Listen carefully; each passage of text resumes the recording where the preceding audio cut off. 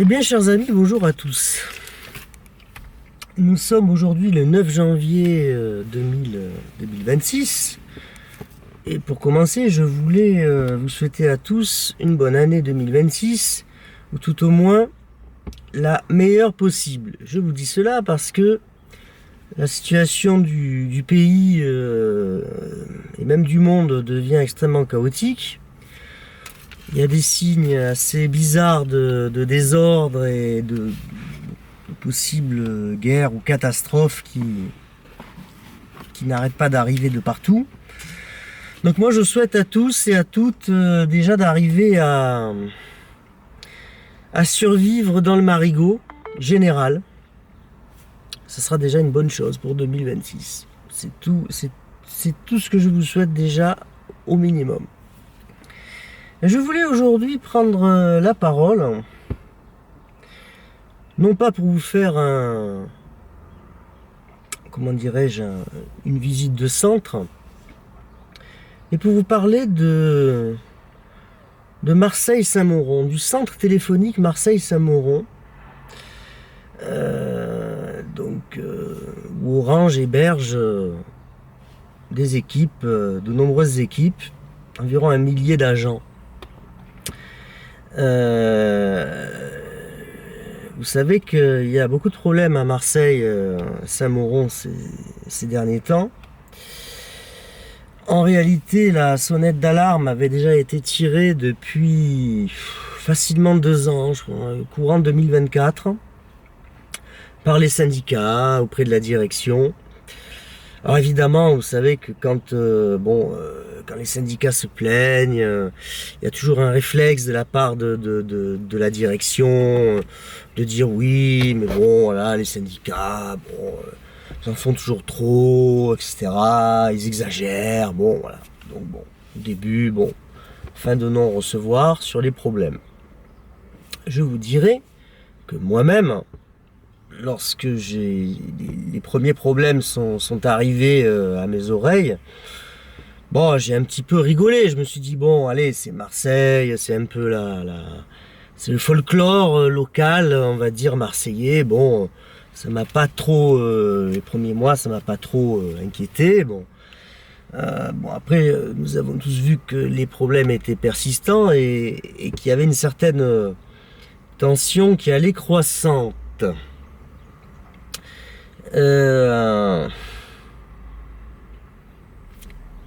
Jusqu'à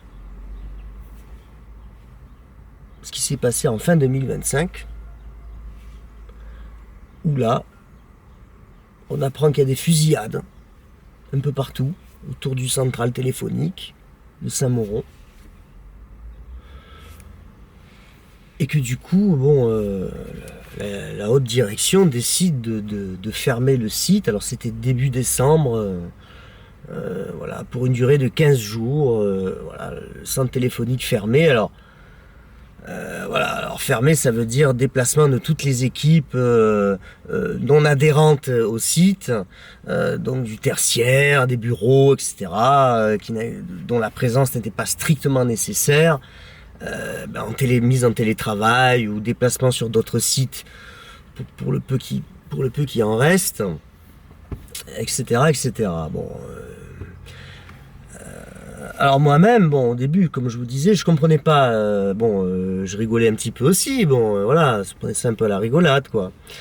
Et parce que j'avais été en juillet 2022, j'avais fait un très gros reportage en juillet 2022 que j'avais complété avec un petit reportage au mois de novembre 2022. Je peux vous dire qu'en 2022, moi j'y étais allé. De ces 2 reportages, il m'est resté 1012 photos. Et encore, après tri, et encore que je n'ai pas fait, je m'en suis aperçu, je n'ai pas fait tout ce qui est énergie, climatisation, traitement de l'air, batterie, groupe électrogène, tout ça. Je me suis aperçu que j'ai oublié de le faire. Et j'arrive déjà à 1012 photos, ce qui est tout bonnement énorme. Parce que Marseille-Saint-Mauron est un très très gros centre.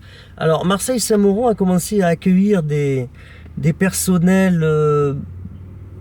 vers la fin 1972 Et son premier autocommutateur de transit Pentaconta, c'était un NGC, a été mis de mémoire en service le 25 juillet 1973. Il a été suivi de peu du Pentaconta GCI, qui était énorme aussi, en février 74. Et après, bon, il y a eu tout un tas d'autocommutateurs de transit téléphonique qui ont été mis en service. Il y a eu du MT20, il y a eu 2 MT20 MT20 de transit national, il y a eu un MT20, alors je veux pas dire de bêtises, je sais plus si le MT20 du international était à Nédélec ou là-bas, je ne sais plus, bon, ou à Saint-Mauron, je ne sais plus, la vérité. Et puis, il y a depuis un peu plus de 20 ans, en service, le 10B3, HC3, le CTN 3G, voilà, qui couvre la région sud-est et que j'ai eu la chance d'immortaliser, puisque j'ai pu en immortaliser 6 sur 8 jusqu'à présent, bon. Les 2 autres étant à Strasbourg, et bon, là-bas il y a Psychose Générale, et à Lyon, bon, n'en parlons même pas. Donc j'aurais pu en faire 6 sur 8, ce qui est déjà pas mal, bon. Et donc j'ai visité ce centre. C'est un centre au départ qui est un centre téléphonique technique, uniquement technique, puis avec la diminution de la taille des installations, pas de leur importance, mais de leur taille, avec la miniaturisation, l'arrêt d'électromécanique, des Pentaconta, etc., ce centre s'est retrouvé, disons, en grande partie vide, avec des étages entiers où il n'y avait plus rien. Et donc, il est vrai que le centre étant de belle fabrication, c'est pas un centre qui est moisi, il n'y a pas d'infiltration d'eau, enfin bon, voilà, le centre est sain. La direction du groupe Orange a naturellement pensé à concentrer les effectifs dans ce gros centre téléphonique avec beaucoup de surfaces disponibles. J'ai moi-même en 2022 photographié beaucoup de salles de réunion, des plateaux où à l'époque se tenaient des installations techniques, hein. Bon, je reconnais très bien même quand on compare avec les plus vieilles photos, enfin bon, voilà, on se dit tiens, ben là il devait y avoir le Pentaconta, là, enfin bon, voilà, etc., tel Penta, bon. Et donc naturellement, bon, la direction, on peut pas lui en vouloir, a décidé de concentrer les personnels, un maximum de personnel dans ce centre.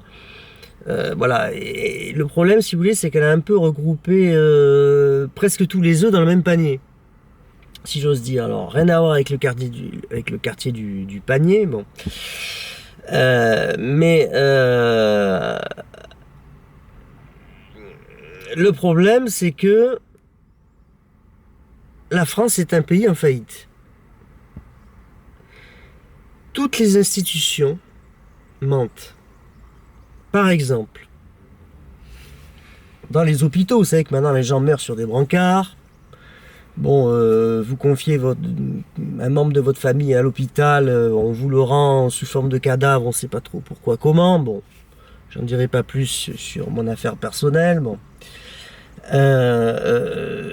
Les médecins, au lieu de dire on nous ferme des lits, tout ça ils le disaient pendant longtemps, maintenant ils le disent plus. Ils disent si les urgences sont débordées, c'est parce que les gens refusent de se faire vacciner. Oui, effectivement, les gens veulent pas se faire empoisonner avec avec des soupes, on sait pas trop comment elles sont fabriquées, ni par qui, par quels intérêts, etc. Bon, les histoires de gros sous. Donc les gens se méfient, c'est vrai.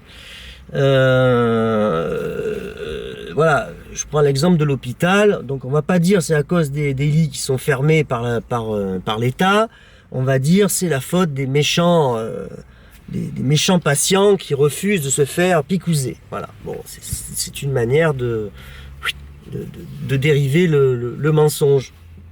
Après, vous avez par exemple l'affaire de Saint-Mauron. Au mois de décembre, lorsque vraiment la situation a explosé, à partir de novembre déjà, il y avait quand même de gros problèmes. Vous avez à un moment donné la préfet de, je crois que c'est une femme, hein, il me semble, le ou la préfet de Marseille, des Bouches-du-Rhône, enfin du Sud, qui a fait les grands discours absolument surréalistes en disant que tout allait très bien à Marseille. Voilà, bon, oui, il y a eu un petit problème, la sortie du métro, parce qu'il y a une bouche de métro à côté de, je sais plus si c'est pas métro national, je sais plus, voilà, à côté du central, il y a Saint-Mauron, donc il y a eu un moment donné, il y a eu un petit conflit, il y a eu un petit truc, mais vraiment une broutille, vraiment, enfin, chose tout à fait, bon, négligeable, quoi, bon, enfin, voilà, un détail, un point de détail, comme aurait dit l'autre. Et donc tout va bien, quoi. Bon. Donc Orange, quand même, avait quand même décidé de fermer au mois de décembre, durant 15 jours, le centre téléphonique et d'envoyer tout le monde en télétravail, etc. Bon. Paraît-il que depuis la police, le ministère de l'Intérieur, a fait le ménage, enfin bon, que c'était vraiment extraordinaire, enfin bon, voilà, tout va bien, etc. Maintenant, non, ça y est, je te promis, juré, je te jure, mon frère, il n'y a plus de problème, tu peux retourner et tout. Donc bon, les gens sont retournés, bon, je crois que c'était avant la fin de l'année 2025, bon, ça devait être vers le 20 ou 22 décembre. Et là, les problèmes recommencent. On retrouve carrément alors, 4 impacts de balles sur les façades du centre téléphonique, dont une balle qui a traversé une vitre, qui a traversé une salle de réunion. Enfin bon, voilà. Donc là, depuis hier, donc depuis jeudi 8, le centre téléphonique est de nouveau fermé à toutes les activités et au personnel non adhérent. Donc à tous les gens du tertiaire, les bureaucrates, etc. Bon, sont mis en télétravail ou déplacés là où il reste de la place, etc. Bon. Jusqu'à une date, alors maintenant la date, il n'y a pas 5 jours ou 10 ou 15 jours, il y a une date indéterminée. Bon. Alors, il est vrai que les syndicats avaient prévenu depuis longtemps. Bon, comme je vous l'expliquais, moi c'est vrai qu'en 2022, quand je suis venu à décharge pour la direction d'Orange, à la décharge de la direction d'Orange, bon, c'est un quartier animé, mais moi je me sentais pas en danger en étant arrivé dans ce centre ou autour, parce que vous savez, moi après je ressors pour faire des photos de ces énormes façades de ce centre qui est énorme. Vous pouvez le voir sur mon site Istel France, j'ai créé une page spéciale sur Marseille, justement parce que Marseille mérite quand même ça, mérite qu'on voit ses centraux.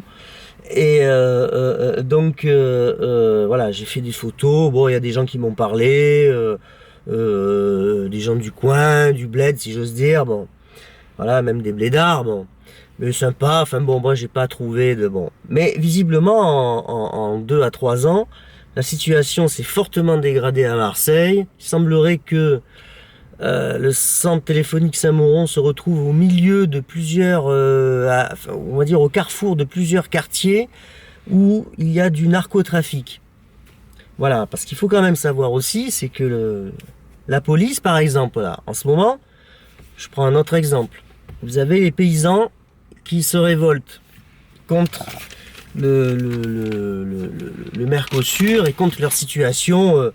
Bon, où ces gens-là ont été lâchés par les gouvernants, par le pouvoir en France, en Europe, etc. Et donc vous avez ces gens qui se révoltent.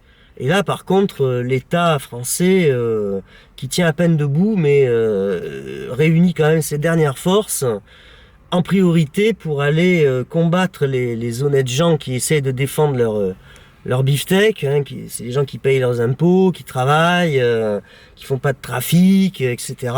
Donc là, l'État, la police, la gendarmerie, l'intérieur, enfin bon, tous les corps constitués, les politicards, etc., se concentrent pour sauver l'État en écrasant les honnêtes gens. Par contre, au niveau de la drogue, que la France devienne un narco-État, comme la Belgique ou la Néerlande, hein, bon, parce que c'est en train aussi de devenir des narco-États là-bas, ça devient n'importe quoi, hein, ces trois pays. Donc là, par contre, pour combattre la drogue, ils sont très discrets, vous voyez ce que je veux dire. Alors ils nous diront que là, ils font des choses, mais qu'on peut pas le dire à la télé, etc. C'est ce qu'ils vont nous raconter comme blague, là encore. Et donc, si vous voulez, voilà, je veux, si vous voulez, par cette vidéo, en évoquant le cas de Saint-Mauron, vous expliquer en même temps, voilà, moi aussi je fais du en même temps, ce que c'est que la faillite d'un pays. Vous avez à un moment donné tous les corps constitués de l'État, comme à la fin de l'URSS, qui vont tout faire pour cacher les problèmes sous le tapis, dans les placards, etc. Qui vont donc venir à la télé, comme la préfecture de Marseille, raconter n'importe quoi, parce que ces gens racontent n'importe quoi, et qui vont dire que tout va bien, bon, il y a quelques petits problèmes, mais bon, à part ça, si vous voulez, voilà, bon, il n'y a pas de quoi fouetter un chat. Bon. Pourquoi? Parce que ces gens-là sont, tout comme moi d'ailleurs, sont payés pour faire un certain travail. Bon, un travail qu'ils ne peuvent plus assurer. Alors, ils ont aussi des excuses. Je dis pas que tout est de leur faute, hein, bon, mais ils en sont quand même responsables. Alors évidemment, ils vont pas arriver à la télé et dire que tout va mal, que la France devient un narco-État, qu'il y a un tas de commerces bizarres qui s'ouvrent. Bon, où il n'y a jamais de clients dedans, où il y en a un par jour, mais qui dégagent des gros bénéfices et qui payent leurs impôts, hein, tout à fait honnêtement, etc. Parce que tout ça, c'est des blanchisseuses, quoi. Donc ça, ils vont pas vous le dire non plus. Ils vont rien vous dire. Ils vont vous dire, non, tout va bien, l'activité économique. Bon, en réalité, vous savez qu'il y a un tas de commerces honnêtes qui coulent, qui ferment. Vous avez un tas de sociétés du tertiaire qui ferment en France. Vous avez un tas du peu qui est resté de l'industrie qui, ces dernières années, font faillite ou se délocalisent, ferment, liquident. Vous avez des patrons qui, même sans faire faillite, ils en ont tellement marre qu'ils ferment leur boîte, qui déposent le bilan en payant tout ce qu'il faut et qui se barrent à l'étranger, qui vont, je sais pas où, voilà, ailleurs, c'est plus tranquille. Et donc, si vous voulez, vous avez une faillite, un effondrement du pays. Alors, les gens, c'est pareil, les gens s'imaginent qu'un pays, ça coule en 10 jours, un peu comme un immeuble qu'on dynamiterait, ouais, le centre téléphonique derrière moi, on le dynamiterait, il tombe en 10 secondes. Non, c'est pas comme ça.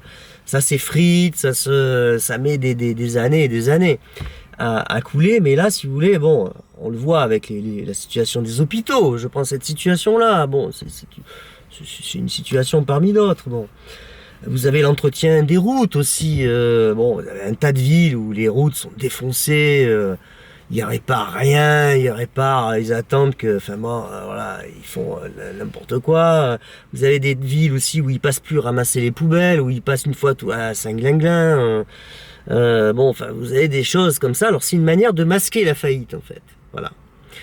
Alors, heureusement, malgré tout, d'après les informations que j'ai eues, pour en revenir à Saint-Mauron, la haute direction d'Orange, d'après ce que je sais, a pris quand même, a fini par prendre conscience du problème et cherche depuis quelque temps à déplacer à trouver un nouvel immeuble dans un endroit, une ville ou un quartier moins craignos, quoi, qui soit pas dangereux, etc. Parce que bon, là-bas, c'est vrai que des fusillades, il y en a, il peut y en avoir, des kalachnikovs. Alors, à moins de mettre des verres triplex sur toutes les vitres et du triplex par balle très épais. Et encore, le problème, c'est qu'avant d'entrer dans le centre, tu passes en voiture ou à pied, tu peux prendre une balle perdue aussi. Donc bon, donc il semblerait que, enfin, d'après ce que je sais, bon, Orange a compris qu'il fallait évacuer les gens de Marseille-Saint-Mauron, ce qui est dommage parce que il y avait des super travaux qui avaient été faits dedans. J'avais fait des super photos en 2022. Bon, à la décharge d'Orange, si vous voulez, en 2022 encore, moi je me souviens, parce que je parle de 2022, c'est là où j'étais venu. Bon, bah, la situation était pas du tout comme ça. J'avais pas ce ressenti bizarre. Orange s'appuyant quand même sur l'État, qui est censé faire un travail avec le ministère de l'Intérieur, la police, etc. Écoutez, on savait pas que ça devenait la Colombie à l'époque des FARC, vous voyez ce que je veux dire, quoi. Donc maintenant, comme c'est en train de devenir narco-terrorisme, narcotrafic et narco-banditisme, Orange a intégré la situation qui est vraiment dramatique, c'est hallucinante, quoi. Et va faire ce qu'il faut, je pense, dans les prochains mois. En tout cas, je l'espère. Hein, bon. Le problème aussi, c'est que ces dernières années, si vous voulez, à Marseille, il y a beaucoup de centres téléphoniques qui sont à l'abandon. Certains seront certainement complètement désinvestis avec la fin du cuivre. Et si on avait voulu mettre ou laisser les personnels dans tous ces centres techniques, il aurait fallu faire d'énormes travaux qui auraient été très coûteux. Donc c'est là qu'il s'était dit, on va en restaurer qu'un et aménager qu'un comme il faut. Ça sera Marseille-Saint-Mauron. On a les surfaces et c'est vrai que sur le papier c'est dans Marseille. Je veux dire, magnifique, quoi. Et moi je le dis, en plus c'est bien, un parking souterrain, c'est pas mal, quoi. Je veux dire, quand même, c'est énorme, il y a même une cantine, c'est bien, un restaurant administratif, quoi. Et malheureusement, on va être obligé d'abandonner ce centre à cause du fait que la France est un État qui est en train de faire faillite, que l'État, le ministère de l'Intérieur ne peut plus garantir la sécurité des agents, une sécurité minimale, quoi, je veux dire normale, quoi. Je dis pas non plus que ce soit la sécurité de l'Élysée. Par contre, oui, il paraît qu'il serait passé de 60 gardes du corps à 180, l'occupant de l'Élysée, là. Et donc, pour sa protection. On ne sait pas pourquoi, il a peut-être peur, on ne sait pas. Et donc, là, voilà, il va falloir évacuer. Alors, aussi, le problème, c'est que Orange, depuis la faillite de France Télécom par Michel Bon, et tout ce qui s'est passé après, je ne reviendrai pas là-dessus aujourd'hui, on vend beaucoup d'immobilier, on libère beaucoup d'immobilier, et donc dans Marseille même, il y avait il y avait au moins, ça je sais, il y avait au moins un immeuble, mais il y en avait plusieurs en fait, des immeubles tertiaires qui n'étaient pas techniques, c'était, vous savez, des beaux immeubles avec des vitres et tout ça, des tours, etc. Et je me souviens qu'en 2022, lorsque je suis allé faire le reportage, il y avait un immeuble, alors j'ai oublié le nom, il y avait un gros immeuble où il y avait beaucoup de services tertiaires qui était en cours d'évacuation, que j'ai pas immortalisé d'ailleurs. J'avais pas les accès, c'était pas du technique, et donc tous ces gens-là se sont retrouvés pour l'essentiel à Saint-Mauron. Et donc le problème, si vous voulez, c'est que en voulant faire trop d'économies d'un coup, vous voyez ce que je veux dire, et puis en concentrant trop les surfaces dans un coin qui était disons limite à l'époque, mais que ça allait. Et là, avec la faillite progressive de la France, parce que la France c'est un État failli en fait, c'est un pays qui est en faillite. Alors il continue en empruntant à pouvoir payer les fonctionnaires, la police, tout ça. Donc la justice, la police, les gendarmeries, l'armée, les fonctionnaires.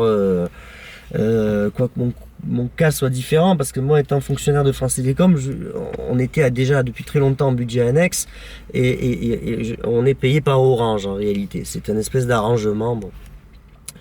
Et donc va se poser le problème un jour où où l'État qui n'en peut plus, qui essaye de récupérer de l'argent là où il peut, ne va plus emprunte, pour se refinancer, ne va plus arriver à payer ses fonctionnaires, ses policiers, ses militaires. Enfin, on ne sait pas comment ça va se passer, quoi. Bon, il risque d'y avoir un gros problème à ce moment-là. Bon, en attendant, tant que toutes ces forces de contrainte continuent à pouvoir être payées, que les hauts cadres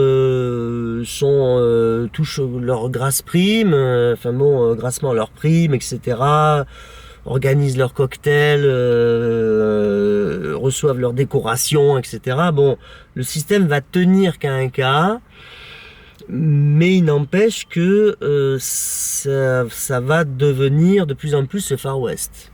Là, 2026, moi je vous dis, d'après les infos que je sais, Orange a acté que l'État ne pourrait pas remettre de l'ordre à Saint-Mauron et dans tout ce quartier, et que donc ça va être le Far West, point barre, et que donc il faut évacuer, quoi. Voilà, les choses sont claires, nonobstant tout ce qu'a dit, tout ce que pourra dire à l'avenir les services de sécurité de l'État. Voilà, bon, et voilà. Parlons. Bon, voilà, c'est maintenant tous ces gens, ces politiciens, les préfets, tout ça, ce sont des politiciens aussi. Ils sont là pour raconter un narratif, pour endormir les gens, pour qu'ils continuent d'ailleurs à bien voter. À voter pour le jeu des pseudo-alternances, bon, parce que tout ça c'est du cinéma. Faire durer le système, continuer à s'engraisser, à s'empiffrer, mais bon, ils sont pas là pour aider le peuple, ils sont même plus là pour aider les patrons, pour dire. Voilà, parce qu'Orange c'est quand même une boîte qui est là, Orange a deux missions, elle a les missions de service public, donc de faire tourner le réseau de télécommunications au niveau national, bon, parce que sinon ce serait la paralysie complète. En plus, évidemment, de faire ses bénéfices, de faire son fric. Bon, ça, c'est une société cotée, donc elle est là aussi pour faire du fric. Et moi, ça me dérange pas. Bon, c'est pas ce à quoi je m'étais destiné, mais enfin bon, c'est comme ça, c'est un état de fait. Mais là, on voit bien que l'État ne peut plus non plus défendre la boîte privée qui s'appelle Orange, qui est quand même chargée d'acheminer les télécommunications, le téléphone, pour elle-même, pour les Français et pour les concurrents, hein, parce que bon, tout passe un peu par nous. Donc même l'État, comme on dit, bon, ça veut dire qu'Orange a compris, alors on nous l'a peut-être pas dit franchement, j'en sais rien, de ce qui s'est dit ou pas dans les hautes sphères, mais en tout cas, Orange a compris que l'État ne pourrait plus la défendre. C'est ça l'information qui est importante, et que donc on va se débrouiller pour trouver au moins un autre immeuble, une tour, j'en sais rien, dans un coin qui soit pas craignos, etc. Alors il y a eu aussi d'autres affaires. En Seine-Saint-Denis, il y avait une société qui s'était installée. Alors, est-ce que c'est Orange encore, ou est-ce que c'est ces dernières semaines d'ailleurs, ça me revient à l'instant. Il y a des boîtes qui se sont, je sais pas si c'est pas la Société Générale, enfin je sais plus, une grande banque qui s'était installée dans le 9-3. Et en fait, les locaux du coin, là, les blédards, là, ils ils attendent que les mecs avec les mallettes ils sortent, comme bon, ils ont du fric et tout pour les braquer, quoi. Donc bon, si vous voulez, voilà, c'est-à-dire on peut vivre dans le mensonge un certain temps, mais à un moment donné, il y a le retour de la réalité dans le pays réel. Parce qu'il y a le pays médiatique, tout va bien, on fait des trucs, voilà, on est les meilleurs et tout ça. Et puis il y a le pays réel. Et le pays réel, si vous voulez, c'est pas encore un pays où c'est la guerre, hein, c'est pas ça, hein. Mais c'est un pays où il y a des pans entiers où ça se dégrade. Tout se dégrade plus ou moins d'ailleurs. Parce que même, je vous dirais, vous allez dans Paris, vous allez dans les quartiers, dans le 16e et tout ça, c'est plus le 16e d'il y a 20 ou 25 ou 30 ans. Hein. Ça n'a rien à voir. Je veux dire, ça a quand même baissé d'un cran ou deux, quoi. Je veux dire, faut quand même le dire. Alors évidemment, des coins qui étaient un peu plus populeux, etc. et tout ça, bon, un peu moins riches et tout, eh ben, si vous voulez, les narcotrafiquants, il faut qu'ils fassent rentrer l'argent aussi, ils ont leurs contraintes financières, et ce sont aussi des businessmen. Et voilà, et donc là, visiblement, ça se règle à coups de Kalachnikov ou de fusil à pompe.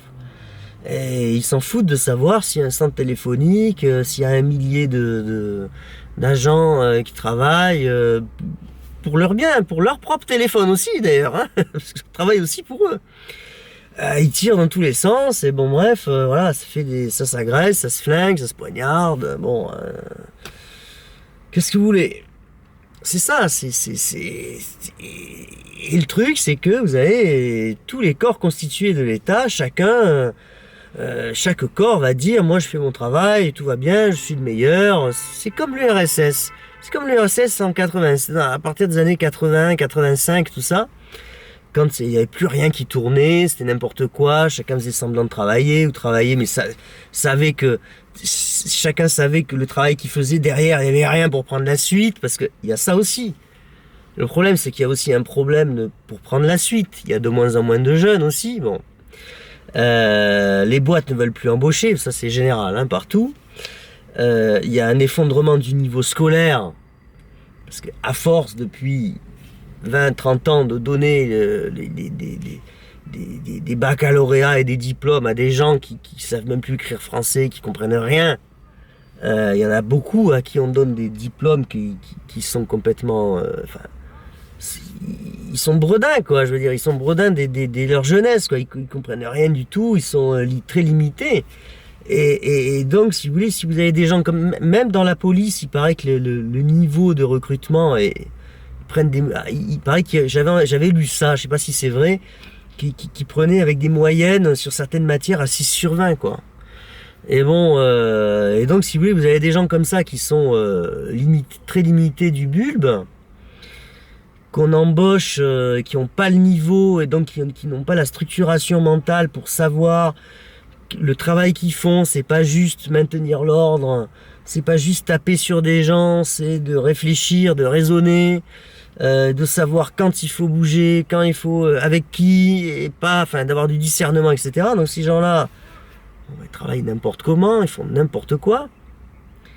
Et donc, vous arrivez à une situation où, voilà, Orange a admis, alors c'est officieux ce que je vous dis là, hein, c'est pas officiel, mais voilà, Orange est à la recherche depuis quelque temps d'un nouveau lieu pour héberger ses agents et de les faire quitter Saint-Mauron. Voilà, vous avez aujourd'hui tous les syndicats qui demandent ça. Bon, voilà, maintenant la direction est à la manœuvre. L'immobilier aussi, il faut qu'il se bouge. Hein. Et bon, voilà, il faut sortir du bureau, il faut aller. Puis il faut pas acheter sur des dossiers, faut y aller.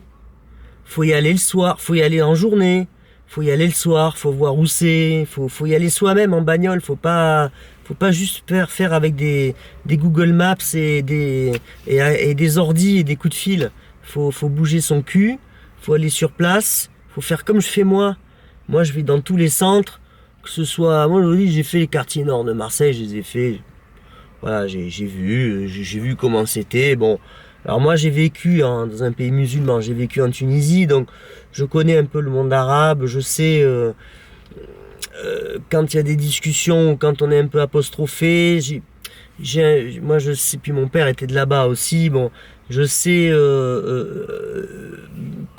en général comment il faut faire pour pas engranger dans l'embrouille, quoi. Bon, voilà, je sais me faire comprendre que moi je suis là pour faire un boulot et que je suis pas là pour m'occuper de leurs affaires, etc.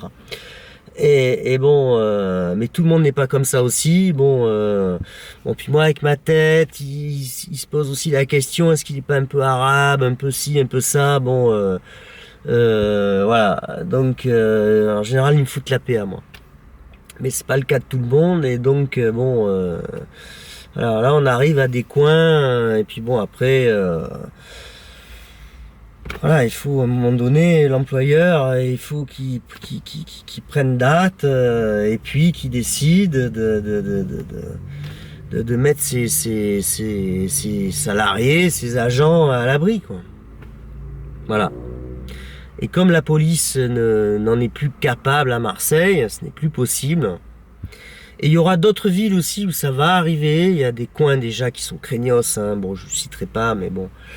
Il va y avoir de plus en plus d'endroits où il va falloir évacuer, quoi. Parce que bon, il y a un système de police-justice qui fonctionne pas, parce que alors pourquoi, comment, il y a de l'idéologie, il y a la faillite financière, il y a un effondrement du niveau, un effondrement intellectuel du niveau, il y a de moins en moins de gens qui ont une certaine droiture, ça ne me plaît pas. Donc bon, tout ça fait que ça fait une espèce de résultante gloubi-boulga, qui fait que on arrive à une sorte de décomposition lente, progressive, avec des crises à certains endroits, et nous arrivons à ça, quoi. Nous arrivons à cette...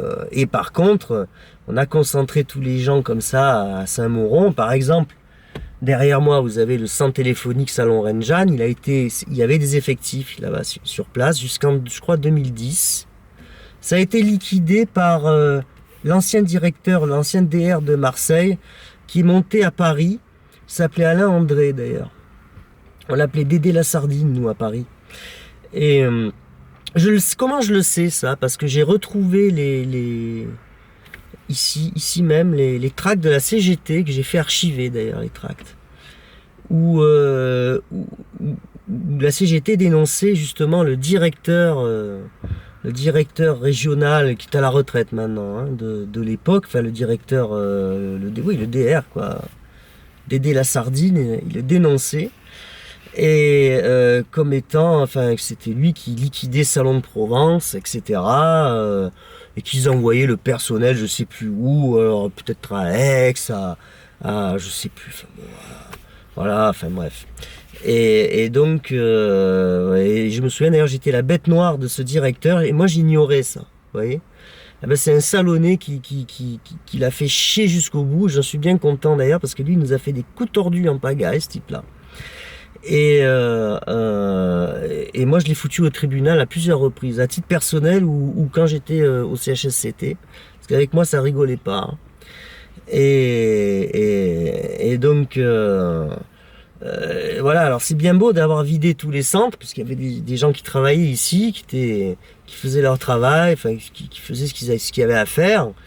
Et ben voilà, ils ont envoyé des gens s'entasser dans 3-4 endroits, puis après ça a été dans un seul endroit, et puis l'endroit il est pas bon, à cause de la criminalité qui en 2 ans se met à exploser, parce qu'en réalité l'État ne tient plus rien, l'État il veut juste empêcher, en 2026 là, l'État il veut juste empêcher les gens honnêtes, les gens qui ont les salariés, voilà, les gens qui ont un emploi, ou un petit commerce, une petite société, ou une petite usine, un petit atelier, enfin, ces gens-là, ces gens qui font encore tourner le système, ils veulent empêcher que ces gens-là se révoltent, et pour pas que les honnêtes gens, en réalité, fassent tomber ce système, bon, on va dire... d'exploitation, de prébande, de vol organisé, puisque bon, vous savez qu'il y a quand même des milliards et des milliards.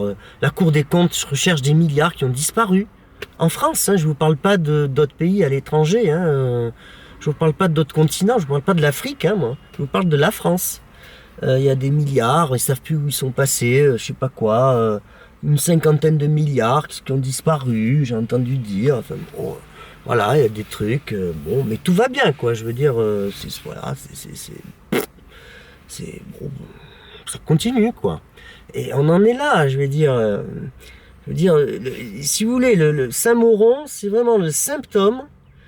Voilà, le central Saint-Mauron, c'est le symptôme de la dégradation de la France et de tout ce qui est en train d'arriver. Vous voyez, c'est une sorte de préalerte. Alors l'État, évidemment, va tout faire pour tout mettre sous le boisseau, planquer dans les placards, sous le tapis, etc., à la cave, au grenier, pour que, quand on ouvre, ça soit clean comme ça, et faire des belles conférences de presse en disant tout va bien, puis bon, demain ça ira mieux, voilà, c'est une chanson de Nougaro, ça ira mieux demain, voilà. Voilà où on en est. Voilà. Il faut que vous le sachiez, je vous le dis en 2026, donc c'est pour ça que je dis aux gens, vraiment, faites votre... calculez d'abord votre sécurité d'abord. Faites tout pour protéger les vôtres. Ne croyez pas les sornettes quand on vous dit que tout va bien, que demain tout ira mieux. C'est l'inverse qui est appelé à se produire. C'est ça que je veux vous dire. Et je souhaite bon courage aussi à tous les agents, tous les salariés, tous les personnels qui travaillent à Saint-Mauron. Je le souhaite en mon nom, en mon nom personnel. Je leur souhaite vraiment bonne chance. Bon, j'espère que ça va vite être évacué. Alors c'est dommage parce que d'ailleurs j'ai pas fait tout ce qui était énergie. Je sais pas si j'ai les accès d'ailleurs. Tout ce qui est énergie, climatisation, il devait y avoir quelque chose. Hein. Et je crois que je l'ai pas fait parce que c'était tellement énorme et puis après j'ai dû oublier, j'y ai plus pensé. Donc il me manque encore des installations à photographier à Saint-Mauron. Je verrai si en 2026 je pourrai les faire, nous verrons bien. Là je me pointerai avec un gilet pare-balles peut-être, j'en sais rien. Non, je viendrai tout à fait normalement.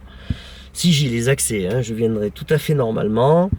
Voilà, puis ça doit être dans les sous-sols à mon avis. Ou au rez-de-chaussée, je verrai, j'essaierai de compléter Saint-Mauron. Et puis, écoutez, je vous souhaite à tous qu'on se revoit bientôt, pour de nouvelles aventures. J'ai encore quelques films qui vont couvrir jusqu'à fin février, je crois. Puis je verrai, quand je vais remonter à Paris, dans le Nord, ce que je vais pouvoir encore photographier et filmer. Sur ce, je vous dis à tantôt à tous et à toutes.